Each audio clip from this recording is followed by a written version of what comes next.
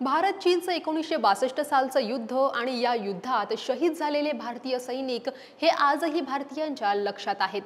अनेक सैनिकांनी आपल्या प्राणांची आहुती देत चीनी सैन्यासोबत मोठी झुंज दिली होती।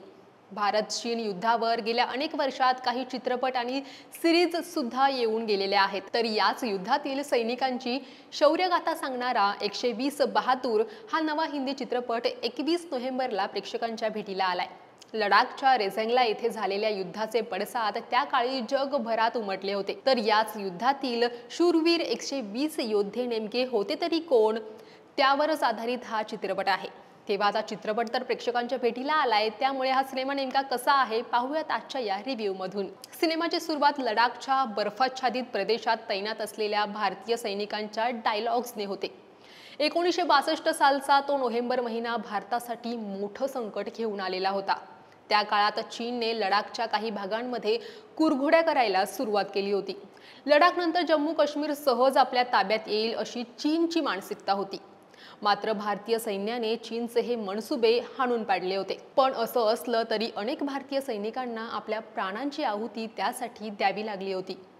भारतीय सैन्याचा हा लढा अजिबात सोपा नव्हता, कारण ही लढाई समुद्र सपाटीपासून हजारो मीटर उंच असलेल्या बर्फाच्छादित प्रदेशात लढली जाणार होती आणि त्यामुळेच ही लढाई भारतीयांच्या विशेष लक्षात राहिली। ही गोष्ट हुतात्मा मेजर शैतान सिंग भाटी आणि त्यांच्या 120 योद्ध्यांची आहे। या चित्रपटातलं मुख्य पात्र म्हणजेच मेजर भाटी आणि ही भूमिका साकारली आहे अभिनेता फरहान अख्तरने, जो आपल्या 120 सैनिकांसह रेझांगलाच्या पोस्टचं नेतृत्व करत असतो। त्यावेळी अंदाजे 3000 चीनी सैनिक हे भारतावर चालून आले होते। तर लडाखचा काही भाग त्यांनी ताब्यात घेण्याचा देखील प्रयत्न केला होता। पण त्यावेळी भारतीय सैन्याकडे अगदी कमी संसाधनं, कमी सैन्य, तसेच सातत्याने बदलणारं हवामान, गोठवणारी थंडी आणि समोर चीनसारखा बलाढ्य शत्रू अशी मोठी आव्हानं होती। पण या सगळ्या आव्हानांना भारतीय सैन्यानं मात दिली होती आणि त्यानंतरच ही ऐतिहासिक लढाई लढली गेली होती आणि हेच सगळं आपल्याला पुढे या चित्रपटात पाहायला मिळणार आहे। मेजर शैतान सिंग भाटीची कल्पकता, नेतृत्व आणि पराक्रमाची शौर्यगाथा या चित्रपटाच्या निमित्तानं दिग्दर्शकानं पुन्हा एकदा भारतीयांसमोर मांडण्याचा प्रयत्न केलाय आणि जो अतिशय यशस्वी ठरलाय असंच म्हणता येईल। या चित्रपटाचं दिग्दर्शन हे रजनीश घाई यांनी केलंय, तर संवाद आणि लेखन हे सुमित अरोरा आणि राजीवजी मेनन यांनी केलंय।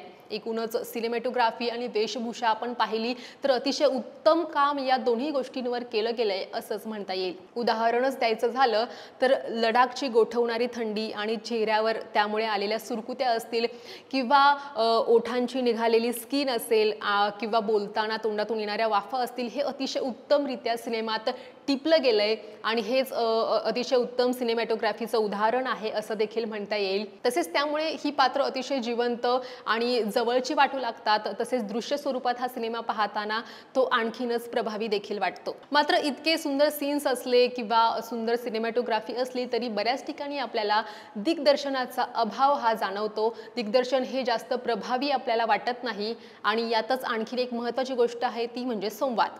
संवाद हे नक्कीच आणखी ठसठशीत असू शकले असते, आणखी प्रभावी हे होऊ शकले असते, जी आपल्याला कुठेतरी या सिनेमामध्ये त्याची कमतरता पुन्हा पुन्हा जाणवते। चित्रपटातलं मुख्य पात्र म्हणजेच मेजर भाटी हे अभिनेता फरहान अख्तरनं साकारलंय।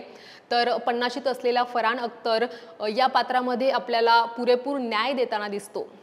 4 वर्षानंतर फरहाननं पुन्हा एकदा मोठ्या पडद्यावर कमबॅक केलंय आणि त्याचा हा उत्तम कमबॅक असल्याचं देखील आपण म्हणू शकतो, कारण त्याने या रोलमध्ये स्वतःला पुरेपूर फिट करण्याचा प्रयत्न केलाय।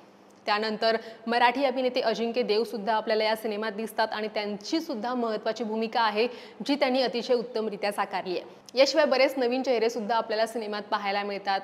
राशी खन्ना, विमान भटेना, एजाज खान, स्पर्श वालिया, अंकित सिवाच असे बरेच कलाकार सिनेमात आहेत आणि प्रत्येकानं अतिशय उत्तम काम केलंय असंच आपण म्हणू शकतो। भारत चीन युद्धावर आधारित खरं तर हा सिनेमा आहे आणि आतापर्यंतच्या देशभक्तीपर सिनेमांमध्ये आपण पाहिलं की त्यातलं संगीत हे फार उत्तमरित्या साकारलेलं असतं। गाणी पुन्हा पुन्हा ऐकावीशी वाटतात असं एखादं तरी गाणं या अशा प्रकारच्या चित्रपटांमध्ये आपल्याला ऐकायला मिळतं।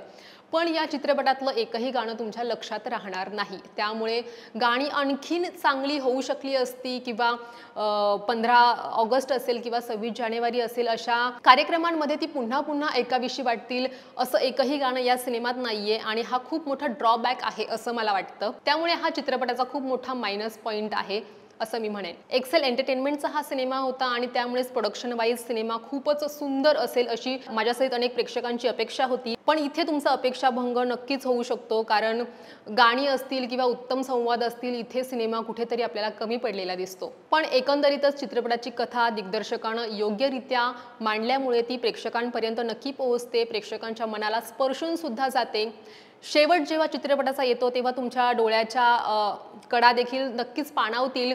पण उत्तम गाणी आणि ठसठशीत संवाद सिनेमाला नक्कीच ब्लॉकबस्टर करू शकले असते. तेव्हा या वीकेंडला तुम्हाला कुटुंबासहित लहान मुलांसहित काही सुंदर सिनेमा पाहायचा असेल तर 120 बहादूर हा सिनेमा तुम्ही नक्की पाहू शकता. मी या सिनेमाला देते 3 स्टार्स.